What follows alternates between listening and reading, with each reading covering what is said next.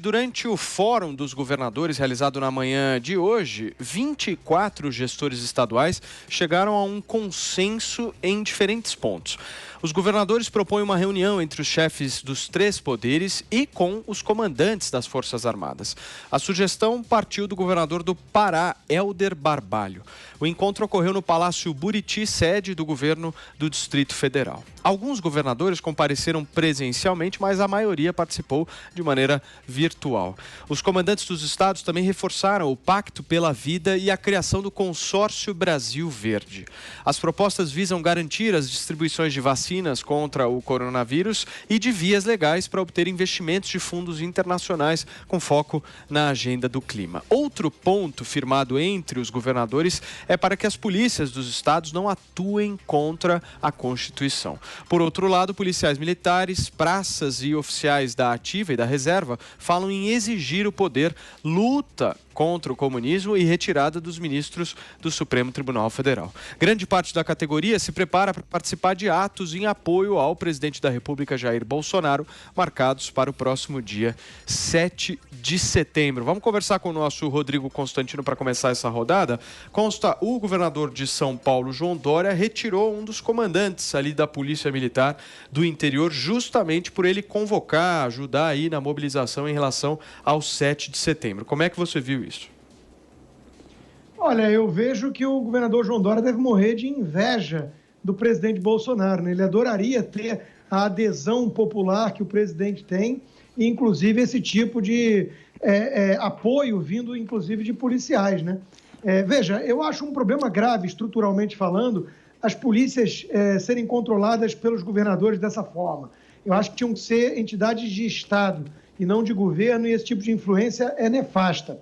Agora, é duro para os governadores saberem que os policiais, de forma geral, apoiam o presidente, né? E aí a gente fala assim, não, tem que respeitar a Constituição. Mas é justamente o Supremo que está rasgando a Constituição. É disso que se trata. Então são posturas táticas de quem quer, no fundo, preservar o status quo, né? Olha só, Paulo, vamos colocar as coisas aqui às claras, os pingos nos is, né?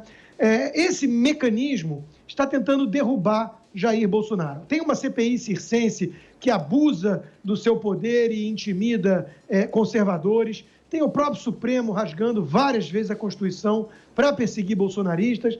E aí, como reação a isso, a população convoca de maneira orgânica, descentralizada, né, para uma manifestação no dia 7 de setembro, uma manifestação patriótica, que não é de apoio ao Bolsonaro, é em defesa das liberdades básicas ameaçadas em nosso país.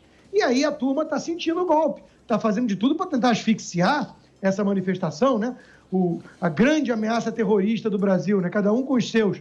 Tem Hamas no Oriente Médio, Talibã no Afeganistão, né? E no Brasil é um octogenário com a sua viola e uma colheitadeira, né? É uma piada. Então, a turma está tentando impedir o povo de se manifestar. É um conceito muito sui generis de democracia. É uma democracia que vem da cabeça dos ungidos, dos iluminados, mas que não conta com a participação do povo, né? É muito estranho isso. Então, o povo cansou, o povo está reagindo, né? E a turma está tentando o quê? Jogar panos quentes e ver se há alguma possibilidade de acordão para impedir isso. Só que eu acho que é tarde demais, Paulo. O gênio já saiu da garrafa e não tem mais volta a isso.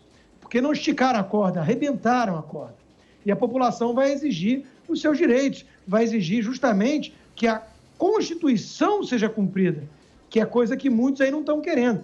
Aí o Dória fica com esse discurso de que o presidente é autoritário e tudo mais, a harmonia entre os poderes. O que nós queremos é independência entre os poderes. Nós queremos que o presidente que foi eleito com quase 58 milhões de votos possa governar e que o legislativo possa legislar, não o Supremo.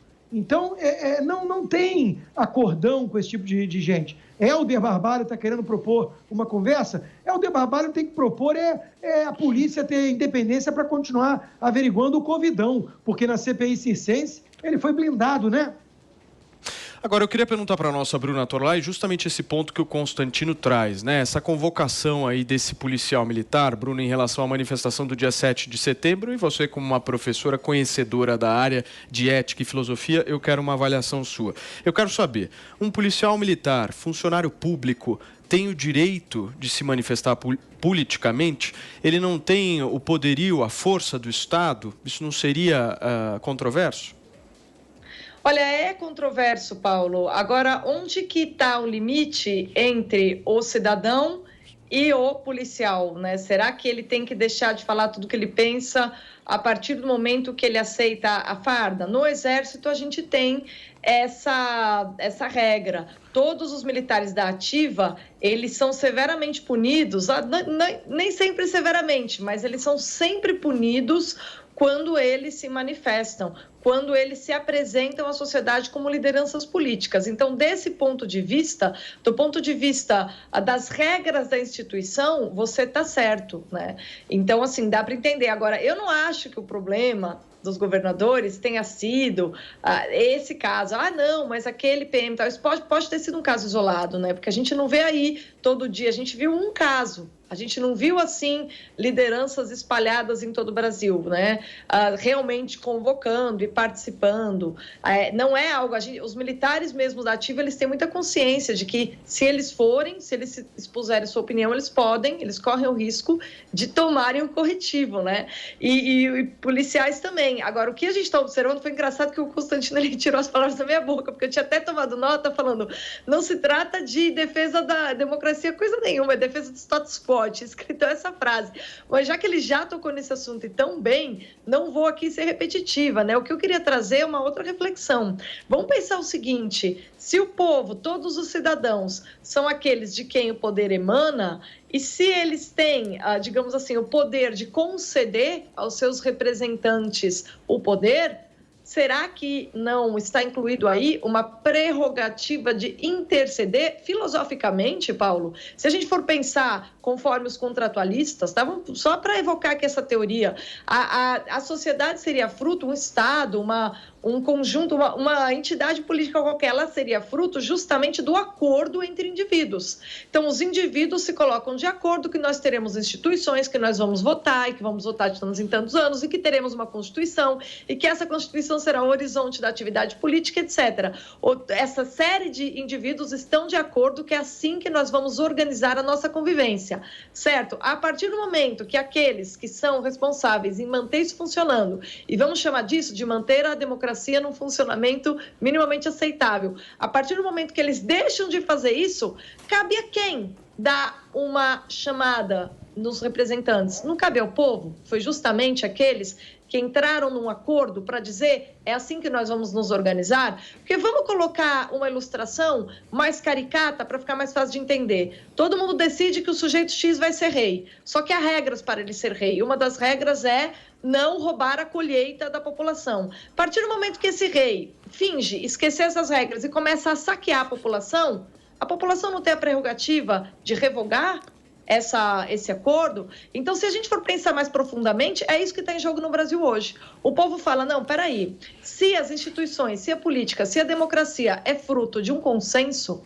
e este consenso implica o respeito às regras por parte das pessoas que estão nessas posições de poder, e essas pessoas estão violando as regras, peraí, a gente vai ter que interceder para que eles se toquem. E é isso que os governadores querem evitar, infelizmente.